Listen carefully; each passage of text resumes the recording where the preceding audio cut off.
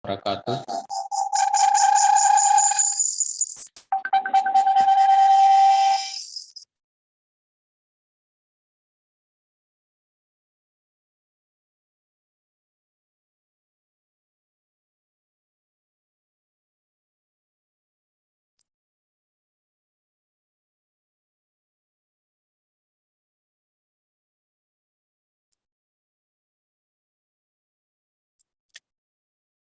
Baik, saudara-saudara mahasiswa, pada pertemuan kali ini kita akan membahas tentang bahasa Indonesia apakah benar menjadi tamu di rumahnya sendiri. Hal ini dalam rangka melihat bagaimana fenomena-fenomena pelanggaran atas peraturan tentang pengutamaan bahasa Indonesia di ruang publik di DKI Jakarta.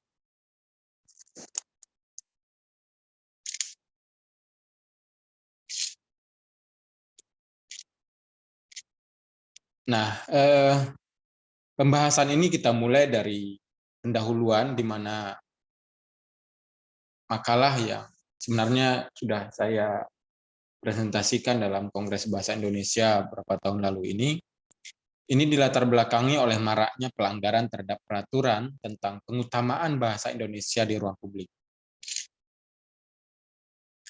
Temuan dalam kajian ini menunjukkan bahwa kepentingan masyarakat akan jati diri bahasa dikalahkan oleh kepentingan ekonomi, di mana arus globalisasi telah menyeret Indonesia secara umum, khususnya Jakarta, ke dalam dunia global yang homogen. Nah, homogenisasi dalam kajian ini terlihat dari penggunaan bahasa asing di ruang publik di Jakarta, padahal peraturan perundang-undangan mengatur bahwa bahasa Indonesia wajib digunakan di ruang publik.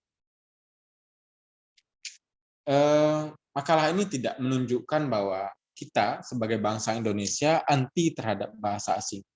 Karena pemerintah sendiri melalui Badan Bahasa, melalui Pusat Bahasa, sudah menyampaikan bahwa utamakan bahasa Indonesia, lestarikan bahasa daerah, dan kuasai bahasa asing. Artinya ini menunjukkan bahwa kita tidak sama sekali membenci bahasa asing. Tapi dalam konsep berbangsa dan bernegara, tentunya bahasa Indonesia sebagai bahasa nasional dan bahasa Indonesia sebagai bahasa negara itu harus diutamakan. Nah, kalau saudara-saudara lihat di dalam lingkungan kita, contohnya di kantor-kantor, di sepanjang jalan, ya, kemudian di gedung-gedung pemerintah ataupun gedung-gedung swasta, apakah benar bahasa Indonesia itu sudah menjadi yang utama? Saudara bisa menilai sendiri, ya. Contohnya di pinggir jalan masih berserakan bahasa-bahasa asing. Kemudian juga di iklan-iklan, ya, iklan bahasa-bahasa Indonesia masih menjadi inferior, bahasa-bahasa asing masih menjadi superior. Seolah-olah masyarakat Indonesia itu lebih mencintai bahasa asing dan lebih malu menggunakan bahasa Indonesia. Atau seolah-olah bahasa Indonesia itu tidak layak untuk dijual, seolah-olah bahasa Indonesia itu tidak pantas untuk menjadi bahasa ekonomi, bahasa komunikasi, atau menjadi bahasa pergaulan.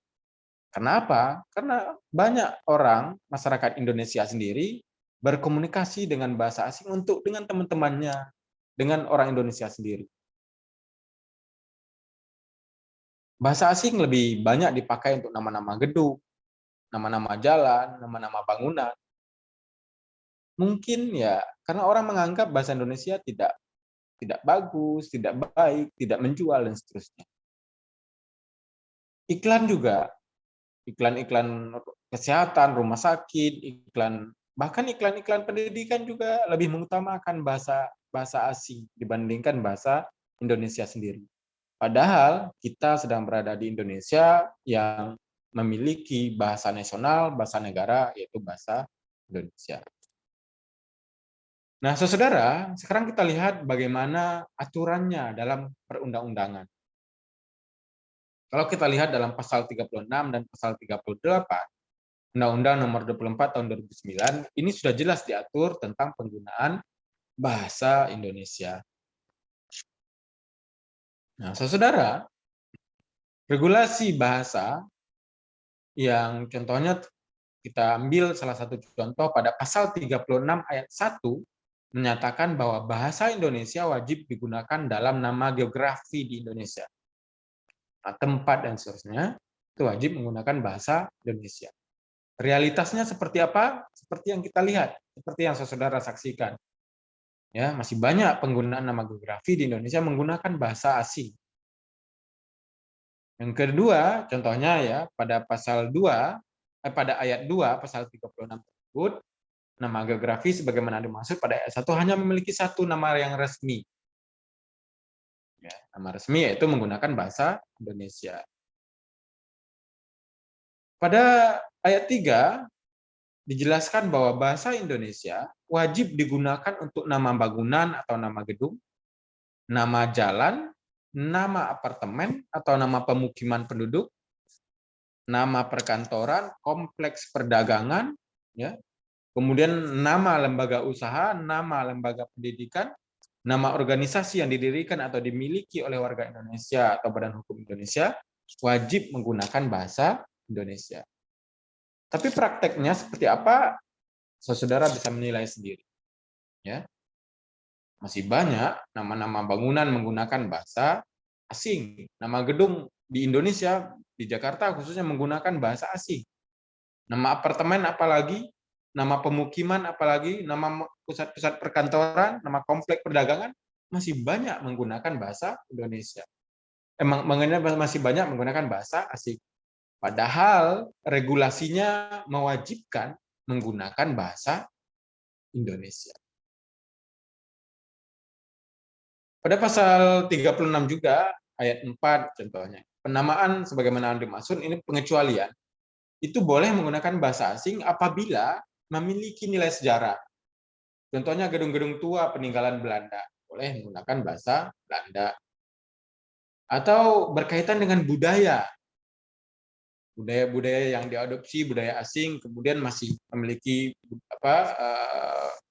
relevansinya dengan bahasa Indonesia. Boleh ya, menggunakan bahasa asing.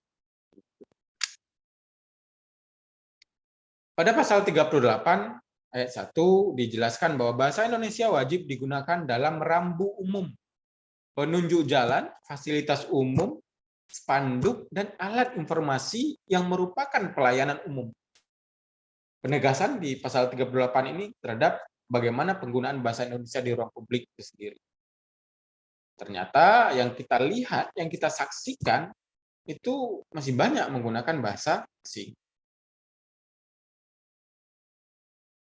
Nah, saudara, kita ingin mengatakan bahwa gejala bahasa seperti yang kita saksikan sekarang, maraknya penggunaan bahasa asing, terutama bahasa Inggris di ruang publik kita, ini menunjukkan bahwa bahasa Indonesia menjadi semakin inferior di negerinya sendiri.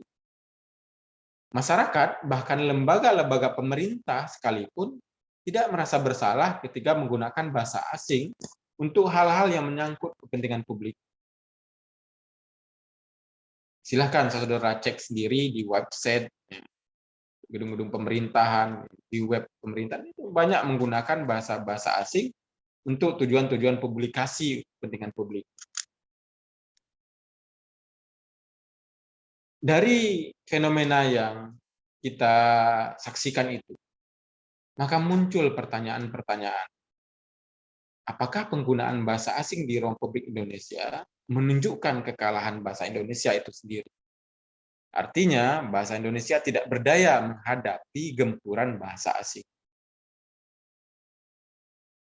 Pertanyaan selanjutnya yang muncul adalah, apakah maraknya penggunaan bahasa asing itu di ruang publik Indonesia menunjukkan semakin menipisnya rasa nasionalisme kita, masyarakat Indonesia sendiri?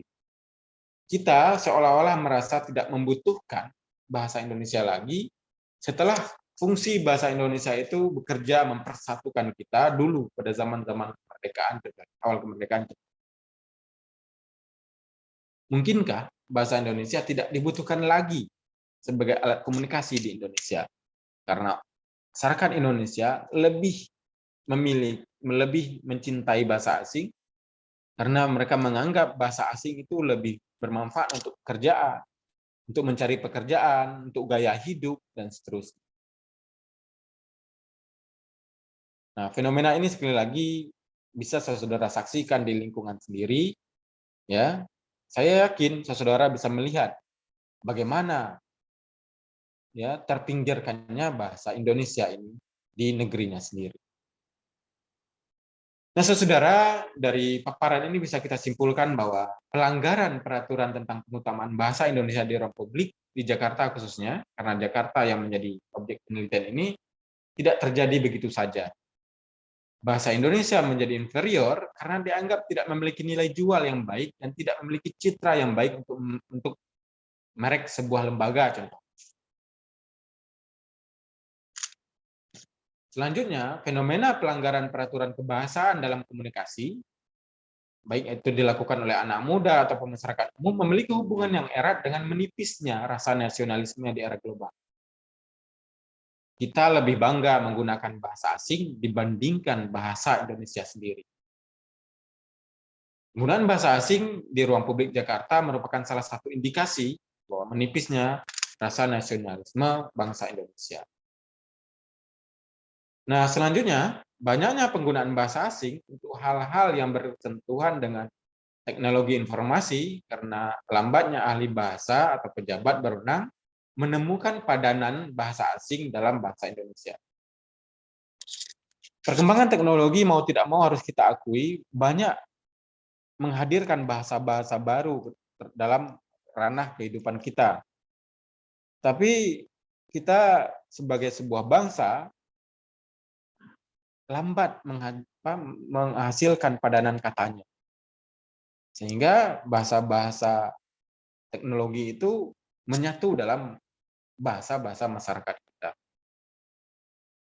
Nah, oleh sebab itu ke depan, untuk menjaga rasa nasionalisme di hati masyarakat Indonesia, maka pemerintah perlu menegakkan aturan tentang kebahasaan, khususnya aturan tentang kebahasaan di ruang publik.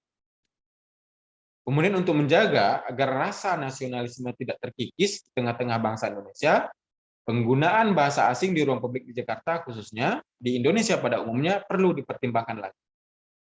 Jadi, coba kita tegakkan aturan-aturan itu bahwa penggunaan bahasa asing itu perlu dibatasi. Ketiga, pemerintah melalui badan bahasa atau lembaga yang terkait harus lebih cepat menemukan padanan bahasa asing dalam bahasa Indonesia untuk mengatasi penggunaan bahasa asing yang baru muncul akibat perkembangan teknologi dan informasi. Inilah paparan kita tentang bahasa Indonesia di ruang publik. Nah, ini bisa menjadi diskusi kita bagaimana untuk menciptakan agar bahasa Indonesia menjadi tuan di rumahnya sendiri, bahasa Indonesia menjadi diutamakan di Indonesia ini. Demikianlah paparan ini. Mohon maaf atas segala kekurangan. Assalamualaikum warahmatullahi wabarakatuh.